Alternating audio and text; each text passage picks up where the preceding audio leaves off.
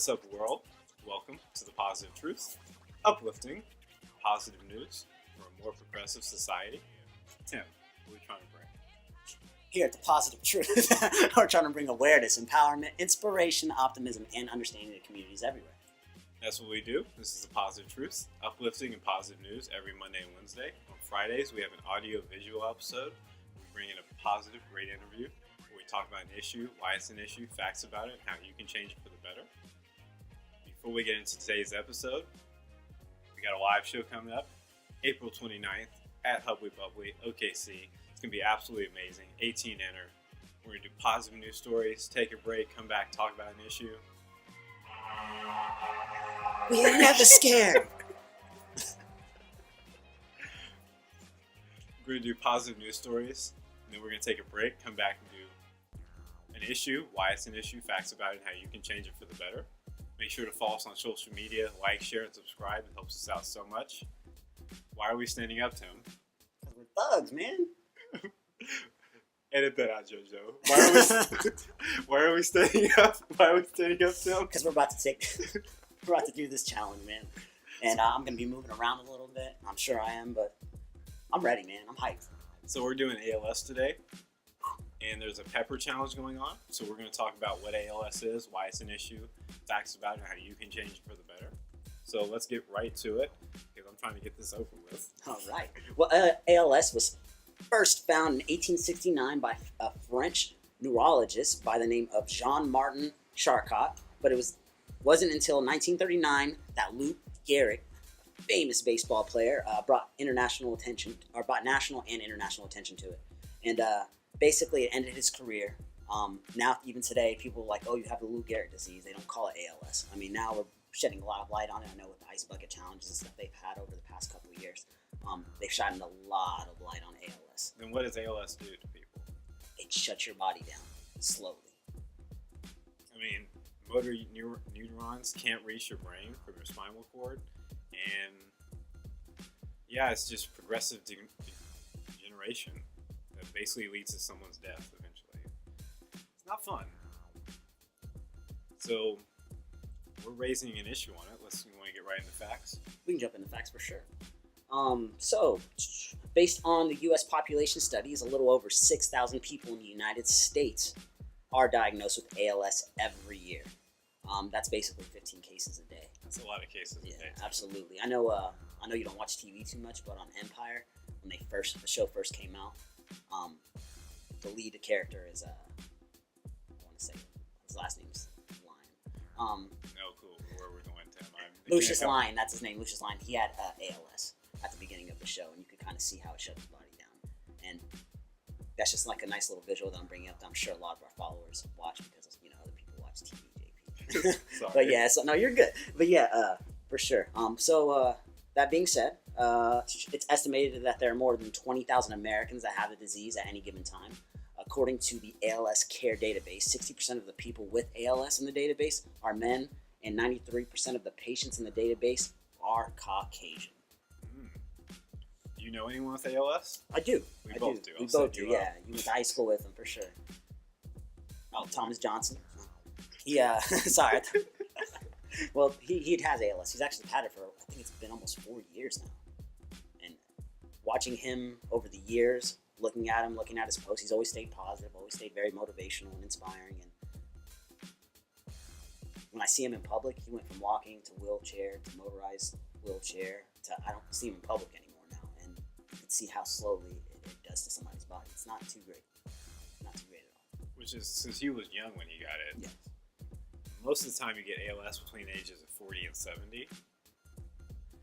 And there's been several research studies, past and present, that saying possible risk factors, and one of them is military veterans are twice as likely to get it, but we don't know what the cause is right now. I know 20%, it's more common for men to get it than women as well.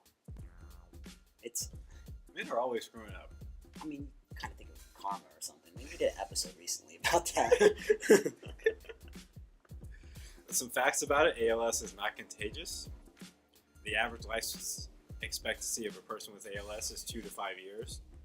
Once it starts, it almost always progresses. It's not really in a straight line in how it progresses. But let's talk about some positive news. Let's talk about the Ice Bucket Challenge. Okay. I have some statistics on it. So a lot of people, remember, we talked about this before, a lot of people thought that it didn't do anything. The Ice Bucket Challenge was pointless, right? Yeah. Is that what it was? So what are the statistics on it? So ALS-related organizations got $220 million.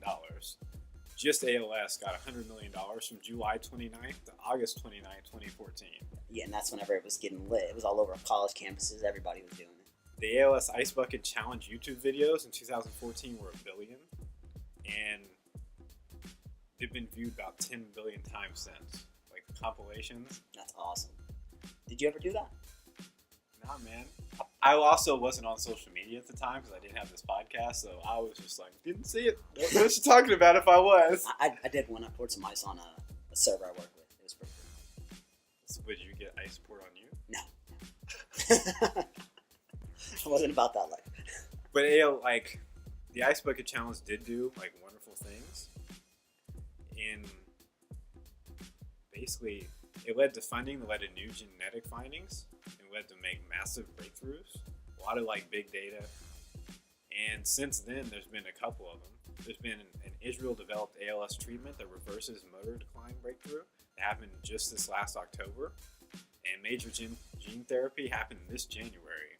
Breakthrough that sparks hope for people suffering with ALS. So all the money did go to positive things. Which leads us to the Pepper Challenge. It just started basically the end of December 2017. I don't see why that's funny, Tim. No, go ahead, man. I'm just preparing myself. I apologize. So, there's a writer. He's a basketball writer named Tom Haberstroh. His mom got diagnosed, so he was like, I want to start the ALS-Pepper Challenge. You basically take a pepper and you bite into it and you go. What kind of peppers are these, Tim? We have some habanero peppers. Oh, lovely. Anyway, basically he did it, and the goal was to raise money for ALS, and they've raised a lot of money. The goal is $1 million. You can go on ALS.net/ALS-Pepper Challenge, and they've raised, as of right now, at the end of February, this will come out a few weeks later, they've raised basically $500,000.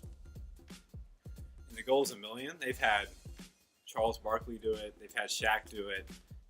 Jim Rome, Jimmy Kimmel, all kinds of people have done this. But the key thing when you do these challenges is to donate and help out. And I just thought it probably a really bad idea of mine that this would be a good episode. I think it's still going to be good, man. I'm ready. Hyped. Angry. So the typical thing is you call out 3 people. Oh, we're going to call them out? Oh, yeah. All right, so we're going to eat this pepper, but we're going to call out first somebody we interviewed. Under Armour sponsored athlete Fraser Leguess. You better do it too. I know, man. We need you. Who else are we calling out? We're going to call Sativa Profits, and we're also going to call out at least 3 people from the Hubbly Bubbly staff where we're doing our live show. Exactly. We're also going to turn out. I'm going to call out as a special fourth person, super.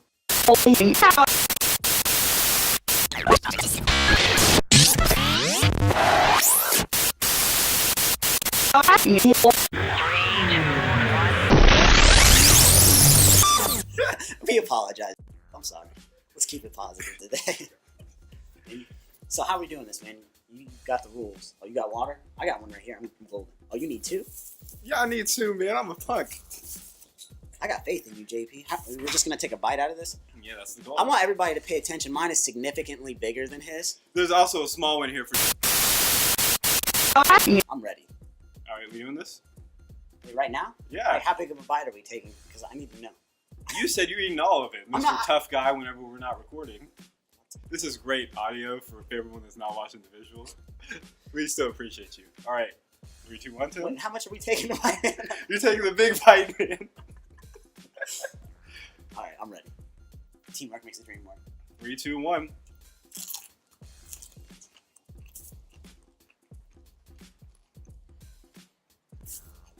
I'm good. You got to swallow, Tim.